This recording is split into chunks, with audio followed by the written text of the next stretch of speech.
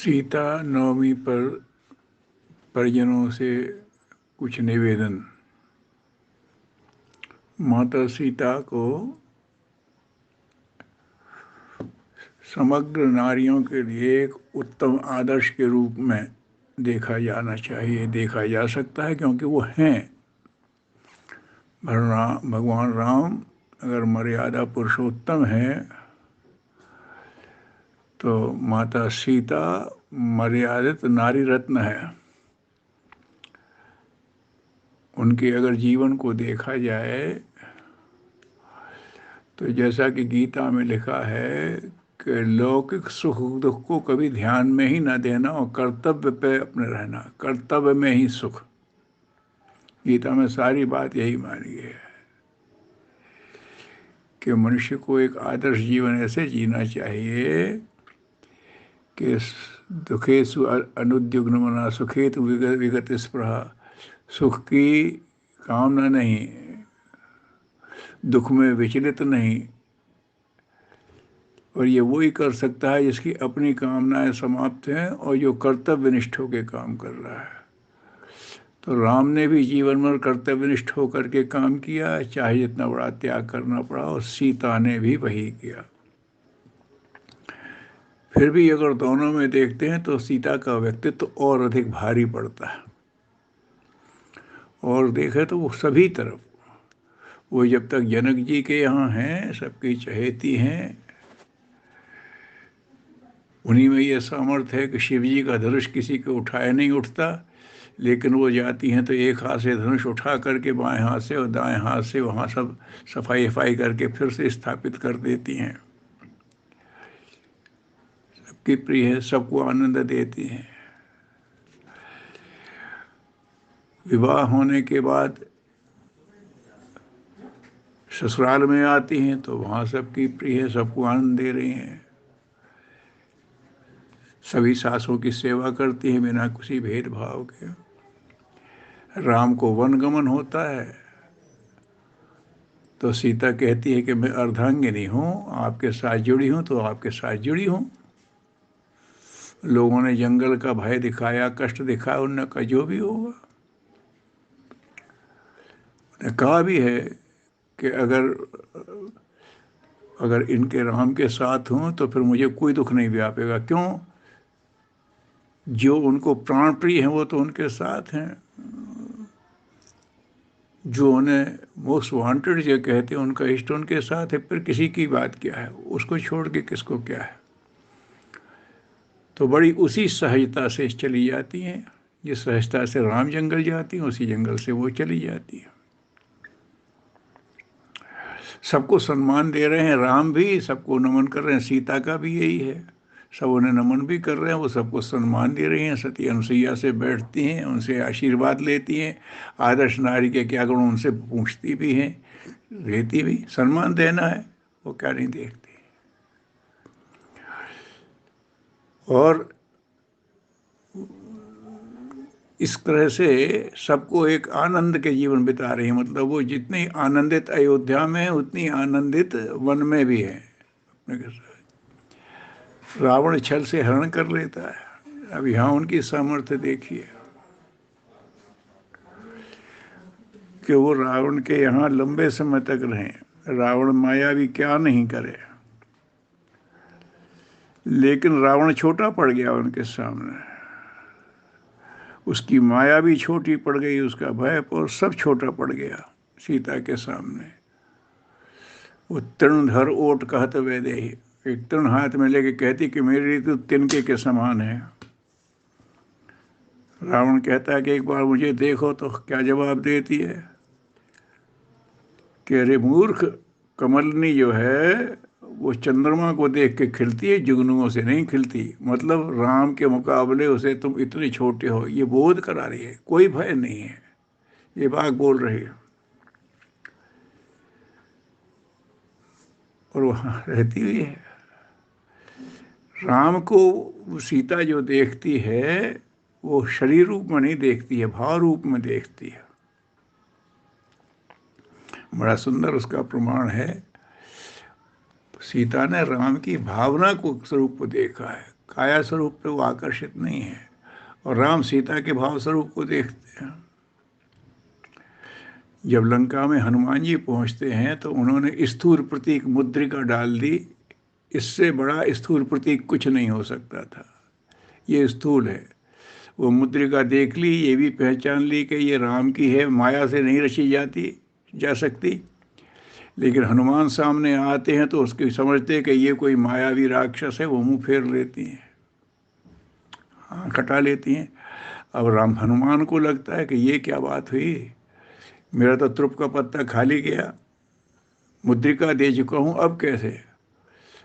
तो उनने प्रभु का स्मरण करके उनकी वही प्रभु का करुणा निधान स्वरूप उनके सामने आ गया, मन में आ गया। वो भाव भर के उन्होंने कहा, रामदूत में मातु जान की सत्य शपथ करुणा निधान की। और वो जो भाव सीता ने देखा, उसने कहा ये झूठ नहीं हो सकता। वह हनुमान को स्वीकार कर लिया, आशीर्वाद दिया, अजर अमर गुणनिधि होने का आशीर्वाद दे दिया। तो ये है सीता की दृष्टि। वो राम के भाव को देखती है कि भक्त में ये जो भाव उभरा है वो झूठा नहीं हो सकता। मेकअप करके ये लोग गलत कर सकते हैं, बौद्धिक स्तर पर गलती कर सकते हैं। तो उस भावना को देख करके वो हनुमान को वो कर देती है, आशीर्वाद दे, फिर कोई शक नहीं उनको, जहाँ वो देख लिया। तो सीता का व्यक्तित्व तो बड़ा गहरा है। देखें तो सांसारिक दृष्टि से तो उन्हें सुख कभी पाया ही नहीं। अयोध्या आते ही वन चली गई, वन में चली गई तो वन में जाने के बाद फिर रावण के यहाँ चली गई, रावण के यहाँ छुड़ा करके लाए। तो अग्नि परीक्षा को होने के बाद भी अयोध्या वासियों ने, ये भी एक होता है अपने गुणों का अहंकार, नहीं इसका क्या प्रमाण, शक कर दिया तो कोई बात नहीं, आराम से कह दिया आप अपना कर्तव्य पालिए, मैं अपना कर्तव्य पालूंगा। राम ने अपना कर्तव्य पाला और सीता वहाँ चली गई वाल्मीकि जी के आश्रम में। तो वहाँ भी सबको आनंद दे रही है, कोई अभाव की कोई उसके चेहरे पे शिकन नहीं है। बच्चों को स्नेह दे रही है, पूरे उसको वन देवी करके लोग मानते थे, उन्हें असली परिचय तो दिया नहीं था। वाल्मीकि जी ने कही ये सीता है, वन देवी है, वन से प्रकट हुई हैं, देवी रूप थी ही, सब लोग देख रहे हैं। वहाँ भी आनंदित है। और ऋषि की देख रेख में सीता अपने बच्चों को इतना विकसित कर देती हैं कि कोई ये नहीं कह सकता कि अगर पिता होता तो अच्छा होता। ये सीता का वो प्रभाव है। प्रेम भी देती हैं, स्नेह भी देती हैं, दृढ़ता भी देते हैं, कर्तव्य निष्ठा भी देती हैं, सारे गुण उनको दिए। इसी के साथ बैठ करके तो वहाँ बात हो जाती है कि जो कहते हैं पुत्रात इच्छेत पराजयम, हमारे यहाँ सूत्र है कि पुत्रों से पराजय की कामना करे, मतलब पुत्रों को इतना आगे बढ़ा दे पिता। वो पिता ने नहीं किया तो सीता ने करके दिखा दिया। जब राम के अश्वमेध के घोड़े को पकड़ लिया तो पूरी राम की सेना उनके सामने छोटी पड़ गई। तो ये सीता का व्यक्तित्व है। और जब वो सब देख करके जब लवकुश आए और उनको सब देखा, और इतना प्रमाण अयोध्या वालों के लिए बहुत था कि भाई सीता तो सीता ही, बताइए इतने तेजस्वी पुत्र राम के भाव में पैदा कर दिए। तो फिर उन्होंने कहा अब सीता जी को बुला सकते हैं, वो अपनी पवित्रता का प्रमाण दे दें। फिर पवित्रता का प्रमाण है, सीता ने कोई द्वंद्व नहीं, अपना काम जो कर चुकी, संस्कार बच्चों को दे दिया और पिता के पास तक पहुंचा दिया। तो रह भी सकती थी कि वह भी प्रमाण दे सकती। उनने क्या कहा प्रमाण, कि अगर मैं पवित्र हूं तो हे माता धरती मुझे अपनी गोद में ले लो, धरती से ही पैदा हुई थी, धरती में ही समा गए। अब करते रहें अयोध्यावासी पश्चाताप।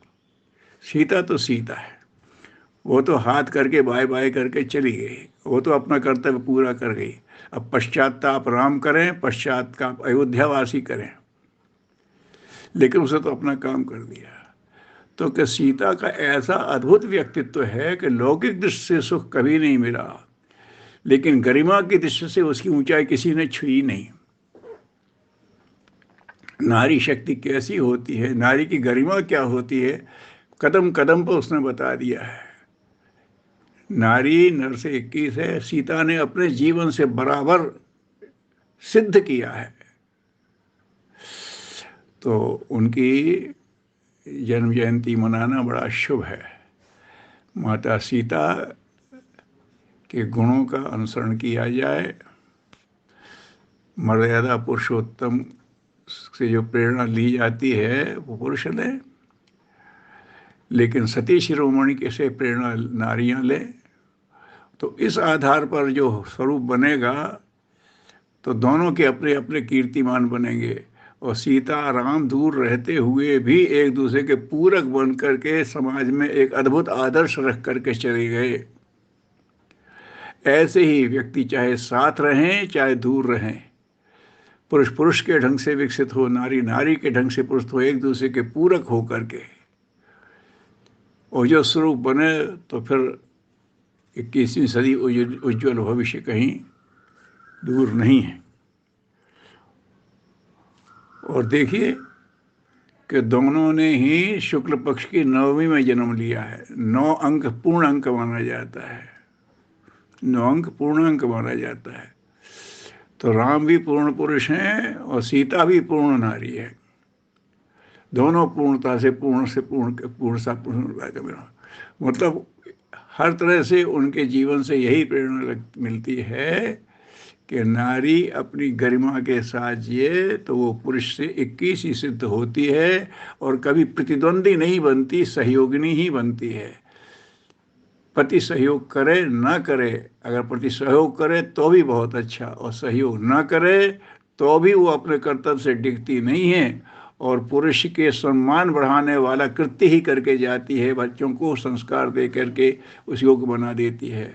ऐसी सीता माता को सब नमन करें, उनके जीवन से प्रेरणा लें। ओम शांति।